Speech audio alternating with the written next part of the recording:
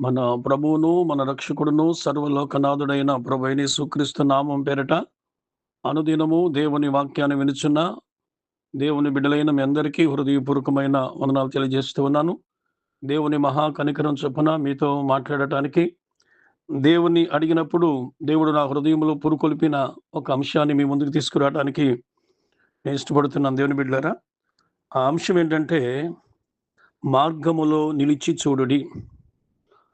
ఈ లోకంలో దేవుని బిడ్డలారా మార్గాన్ని గురించి మనందరికీ తప్పనిసరిగా మనం తెలియాలి. దీనికి చదువున్నా, చదువు లేకపోయినా, ధనమున్నా, ధనము లేకపోయినా, అందమున్నా, లేకపోయినా, భూమి మీద ప్రతి మానవుడు ఒక ఊరు నుండి మరొక ఊరు వెళ్ళాలంటే దానికి మార్గం ఉండాలి.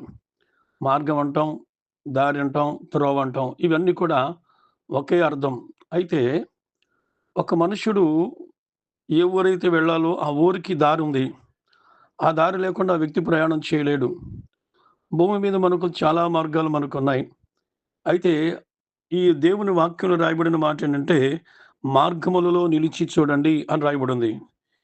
యిర్మీయా ప్రవక్త ద్వారా యిర్మీయా గ్రంథము 6వ అధ్యాయము 16వ వచనంలో రాయబడిన మాట, యెహోవా ఇలాగు సెలవిచ్చుచున్నాడు, మార్గములో నిలిచి చూడుడి అన్నాడు.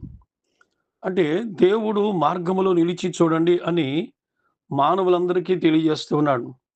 దేవుని బిడ్డలారా, యిర్మీయా ప్రవక్తకి ముందు ఆరంభ దినాలలోంచి కూడా కాలంలో మానవులున్నారు. అయితే మనుషులందరికీ దేవుడు తెలియజేస్తూ ఉన్నాడు. ఇది ఏ మార్గము అంటే, భూమి మీద ఉన్నటువంటి ఆ ఊరికి, ఈ ఊరికి ఉన్నటువంటి మార్గాల గురించి దేవుడు మాట్లాడట్ల.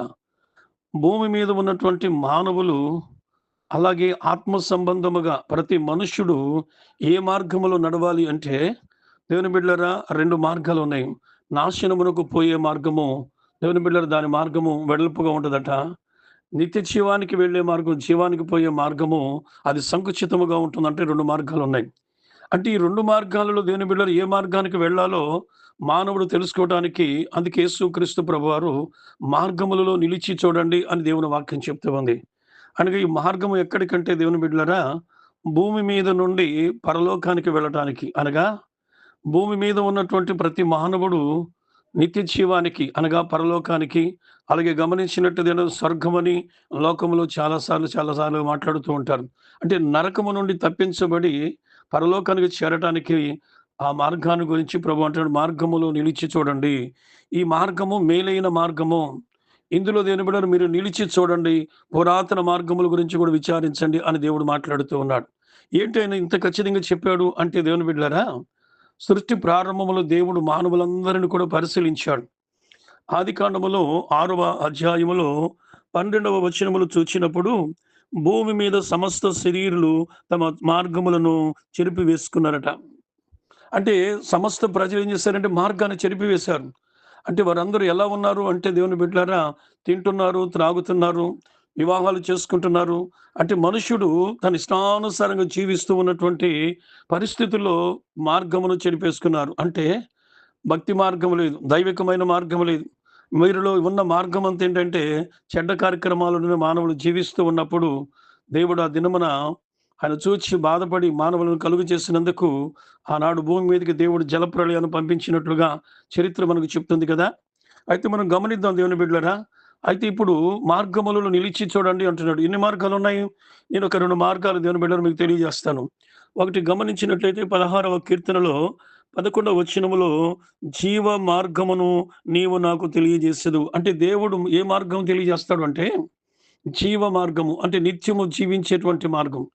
దేవుని బిడ్డలారా, ఇది ఆ పరలోకానికి వెళ్ళేటువంటి మార్గమని దేవుని వాక్యం మనకు చాలా తేటగా చెప్తుంది. ఇది జీవించేటువంటి జీవ మార్గం.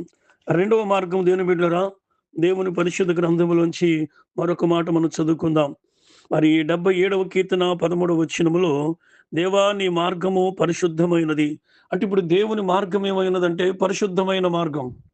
ఆయన మార్గము జీవ మార్గము, పరిశుద్ధమైన మార్గం. ఈ లోకములో మానవులు పాపం చేసి చెడుతనములో అతిక్రమాలతో దోషాలతో నింపబడిన ప్రతి మానవుడు దేవుని బిడ్డలారా పరిశుద్ధులు కారు. కనుక దేవుని మార్గం ఏంటంటే పరిశుద్ధమైన మార్గం. కనుక మనం గమనిద్దాం. అందుకే యేసు ప్రభువారు యోహాను సువార్తలో 14వ అధ్యాయము 6వ వచనములో ఏమని చెప్పారంటే యేసయ్య, నేనే మార్గమును, నేనే మార్గమును అన్నాడు. అంటే భూమి మీద ఉన్నటువంటి మానవులందరికీ భూలోకములో నుండి పరలోకానికి వెళ్ళటానికి యేసుక్రీస్తు ప్రభువారే మార్గము. కనుక ఆ మార్గములో మనం నిలిచి చూడాలి. అనగా ఆ మార్గములో ఎవరైతే నిలిచి ఉంటారో, అనగా ఎవరైతే దేవుని మార్గాన్ని వినటానికి ఇష్టపడతారో, వారు ఈ లోకములో దేవుని బిడ్డలు తప్పనిసరిగా ఆయన చిత్తాన్ని తెలుసుకొని, ఆయన ఉద్దేశ్యమును తెలుసుకొని, వారి భూలోకములో ఆ మార్గములో జీవించడానికి ప్రయత్నిస్తారు. దానిలో జీవిస్తూ ఉంటారు. ఈ మార్గం ఏంటంటే మేలైన మార్గం. అంటే దేవుని బిడ్డలారా, నీ ద్వారా మరొకరి హాని జరగదు. నీ ద్వారా ఒకరికి కీడు జరగదు. నీ ద్వారా ఇంకొకరికి హాని జరగదు. కనుక ఈ మార్గము మేలైన మార్గం కనుక, ఈ మేలైన మార్గములో నిలిచి చూడండి అంటున్నాడు. ఎందుకంటే, ఈ మార్గములో ఎవరైతే నిలిచుంటారో, వారి కొరకు దేవుడు తన దూతలను ఆజ్ఞాపించాడని 91వ కీర్తనలో రాయబడింది. కనుక మార్గములలో నిలిచి చూసినప్పుడు, నీ మార్గం ఎలా ఉంటదంటే జీవ మార్గము. నీ మార్గము పరిశుద్ధమైన మార్గము. ఆ మార్గమే యేసయ్య. ఆ మార్గమే యేసుక్రీస్తు ప్రభువును నువ్వు వెంబడించేటువంటి మార్గం. ఈ మార్గములో ఉన్నటువంటి వారికి దేవుని బిడ్డలారా భద్రత, క్షేమము, నిత్య జీవము, అనగా పరలోకానికి చేర్చబడతావు. భూమి మీద ఉన్నప్పుడు కూడా దేవుడు నీ ప్రతి అవసరం తీరుస్తాడు. నిన్ను దీవిస్తాడు. నువ్వు చేయుచున్న పనులను నిన్ను హెచ్చిస్తాడు. అది వ్యవసాయమా? అది ఉద్యోగమా? అది వ్యాపారమా? నువ్వు చేసేటువంటి నీ చేతి వృత్తి ఏదైనప్పటికిని దేవుడు దాన్ని ఆశీర్వదిస్తాడు. ఆయన మార్గములో నిలిచి ఉన్నప్పుడు ఆ మార్గము నిన్నెక్కడికి నడిపిస్తుందంటే మంచి మార్గములో నడిపిస్తుంది. అందుకే దేవుని బిడ్డలారా, మరి గమనించినప్పుడు 103వ కీర్తనలో మరి 7వ వచనములో ఆయన మార్గములను మోషేకు ఆయన తెలియపరిచాడట. ఆయన మోషేకు తన మార్గములను తెలియజేశాడు. మోషేకు దేవుడు తన మార్గములను తెలియజేస్తే, మోషే ద్వారా ఇశ్రాయేలు ప్రజలకు నిత్యము మేలు జరుగుతూనే ఉంది ఆ మార్గములో. ఐగుప్తులో ఉన్నటువంటి ఫరో వారిని హింసిస్తూ ఉంటే, దేవుడు మోషేకు తెలియజేసిన ఆయన మార్గాన్ని ఇశ్రాయేలు ప్రజలకు తెలియపరిచి, ఐగుప్తులో ఉన్నటువంటి వారికి మాత్రం దేవుని బిడ్డలారా ఇబ్బంది కలిగింది కానీ, తన ప్రజలకు అనగా దేవుని ప్రజలకు ఆయన మార్గములో ఉన్న వారికి ఉపకారమును, అలాగే దేవుడా వాగ్దాన భూమైనటువంటి పాలు తేనెలు ప్రవహించే దేశమునకు దేవుడు వారిని నడిపించాడు. కనుక ఈరోజు మీరు గమనించండి, పరిశుద్ధ గ్రంథమైన బైబిల్ మనకి చెప్పే మాట ఏంటంటే, మార్గములో నిలిచి చూడండి. అంటే మనం ముందు మార్గములో నిలిచి ఉండాలి. అనగా భక్తిలో నిలిచి ఉండాలి, పరిశుద్ధతలో నిలిచి ఉండాలి, పవిత్రతలో నువ్వు నిలిచి ఉండాలి. ఈ మార్గం అప్పుడు నీకు మేలైన మార్గముగా మారుతుంది. ప్రార్థన. ప్రేమగల తండ్రి నీకు వందనాలు.